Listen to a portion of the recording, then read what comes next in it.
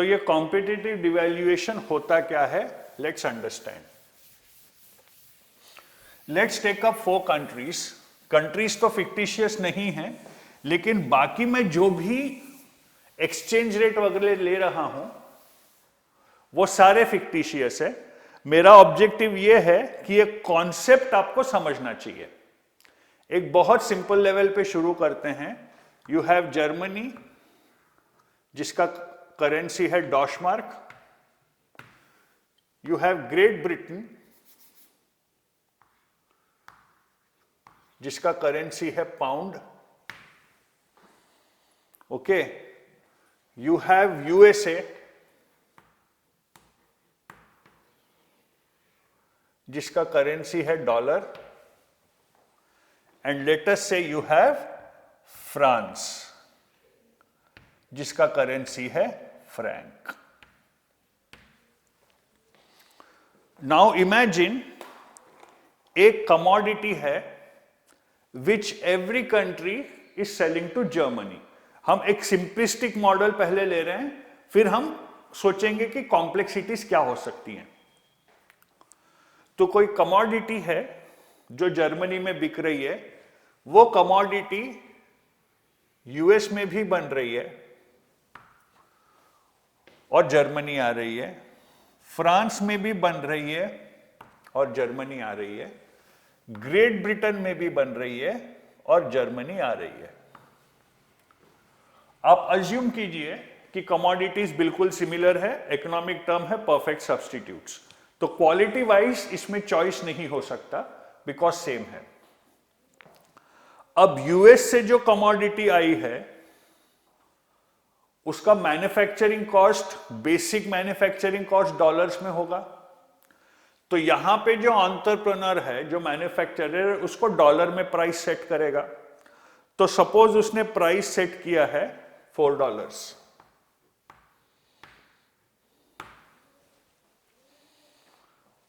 ठीक है। वैसे ही ब्रिटेन से जिसने ये किया है, मैन्युफैक्चर करके भेज रहा है, उसकी प्राइस पाउंड्स में होगी, राइट। तो सपोज उसकी प्राइस है 3.5 पाउंड। ऐसे ही जो फ्रांस में मैन्युफैक्चरर है उसकी प्राइस फ्रैंक्स में होगी। तो इमेजिन उसकी प्राइस है 4.5 फ्रैंक्स, ठीक है। और इमेजिन कि करेंसी रेट्स हैं $1 equal to 2 Deutschmarks, okay. 1 pound is equal to 4 Deutschmarks and 1 franc equal to 3 Deutschmarks. मैं फिर से आपको याद दिला देना चाहता हूं कि सारे फिगर्स फिक्टिशियस हैं, ओके। तो $4 जो अमेरिका से आ रहा है, तो जर्मनी में वो पड़ गया 8 डॉशमार्क का।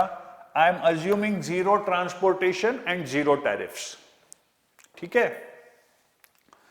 ये 3.5 पाउंड का जो है, राइट, ये हो गया 4 इंटू 3.5, 14। तो इसकी प्राइस हो गई 14 डॉशमार्क,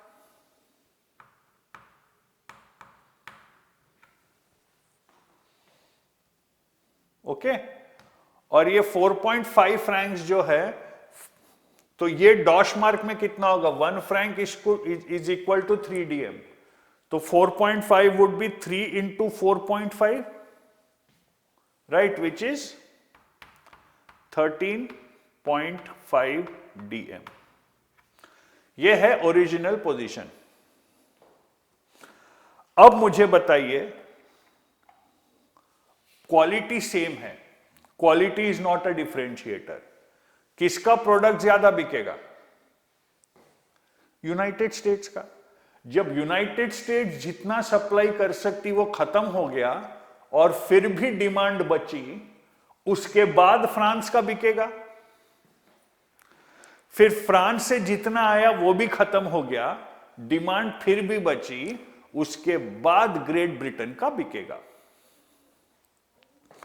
तो ग्रेट ब्रिटेन ये देख रहा है और वो बोल रहा है यार नुकसान हो रहा है, तो वो शुरू करता है द करेंसी वॉर, और वो अपनी करेंसी डिवैल्यू करता है एंड सेज भैया 1 pound is 2 Deutschmark, 1 pound is 2 डॉशमार्क।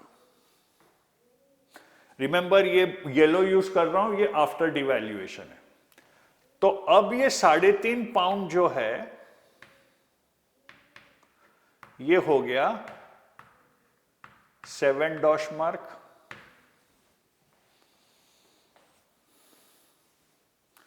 स्थिति पूरी पलट गई है। क्यों? क्योंकि अभी ब्रिटेन से जो कमोडिटी आई है that has become the cheapest in Germany. तो now first this will be consumed, earlier this was the last. If this is over and demand remains, then this, and then if this is over and then demand remains, this. तो France बोल रहा यार अब मैं last हो गया, तो मैं भी डिवैल्यू करता हूं। एंड ही सेज 1 फ्रैंक, इसने 50% डिवैल्यू किया, मैं भी 50% डिवैल्यू करता हूं, is 1.5 डॉशमार्क। ठीक है, तो अभी ये 4.5 फ्रैंक्स जो है ये हो जाता है 6.75 डॉशमार्क। स्थिति फिर से पलट गई, स्थिति फिर से पलट गई। अभी फ्रांस से जो माल आया जर्मनी में, जर्मन लोगों के लिए वो सबसे सस्ता हो गया, उसके बाद ब्रिटेन, उसके बाद यूएस। ये बोला अरे साला, अच्छा इनको तो 50% डिवैल्यू करना पड़ा, मुझे तो उतने की भी जरूरत नहीं। अब क्योंकि अब ये जो सिस्टम है इसमें यूएस लूज कर रहा है, यूएस 3rd नंबर पर है, सबसे महंगी कमोडिटी यूएस की हो गई है। तो यूएस बोलेगी मैं भी डिवैल्यू करता हूं।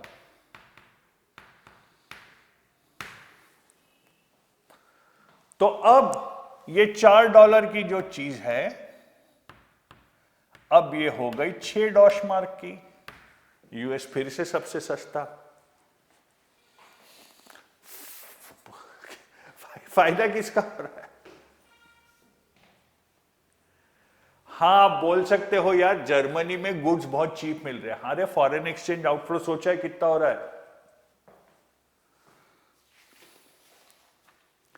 तो ये एक अलग चक्कर चालू हो गया। तो ये था कॉम्पिटिटिव डिवैल्यूएशन का खेल।